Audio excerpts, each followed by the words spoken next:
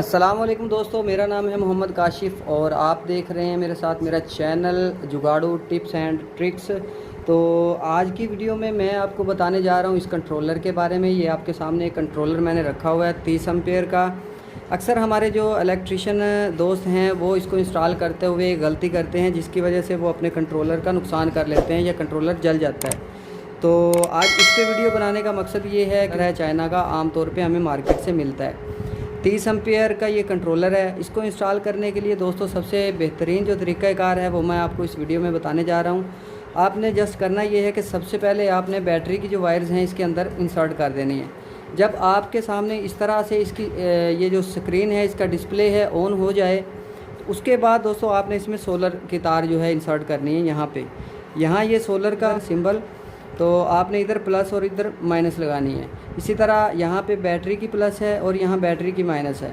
अक्सर जो इलेक्ट्रिशियन भाई हैं वो इसके अंदर भी 2 वायर्स लगा के किसी के घर का लोड चला के आ जाते हैं, जबकि ये जो पॉइंट्स इस कंट्रोलर के अंदर होते हैं दोस्तों, इनका सिर्फ एक ही मकसद है कि जब सोलर की पावर, मतलब आपने यहाँ पे सोलर लगाया, जब सोलर की पावर आ रही होगी तभी इन पॉइंट्स में करंट आएगा।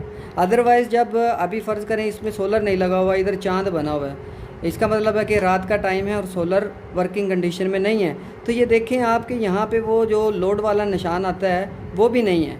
इसका मतलब है कि अब इस वक्त ये बैटरी की जो करंट से आउटपुट इधर नहीं देगा। इस वक्त ये पॉइंट बिल्कुल खाली है, न्यूट्रल है, इनके अंदर कोई करंट नहीं है। हाँ, जब सोलर का इसमें वायर हमने इंस्टॉल कर दिया होगा अंदर और सोलर यहाँ पे शो भी हो रहा होगा, तब उस वक्त इसके अंदर यहाँ पे करंट होगा। तो कई इलेक्ट्रिशियन हजरात हैं जो यहाँ से लोड दे देते हैं लोगों को, और लोगों की कंप्लेन आती है कि यार हमारा जो लोड है पंखा है वो दिन में तो चलता है, रात को नहीं चलता। तो ये आपको मैं बता दूं कि ये सिर्फ सोलर को आउट करने के लिए, जब तक सोलर का करंट आएगा इधर से वो इस तरह से पास होता जाएगा। लेकिन इसमें ये ऑप्शन नहीं है कि आप यहाँ से बैटरी का करंट दे के इधर से सोलर का लोड ले लें, नहीं।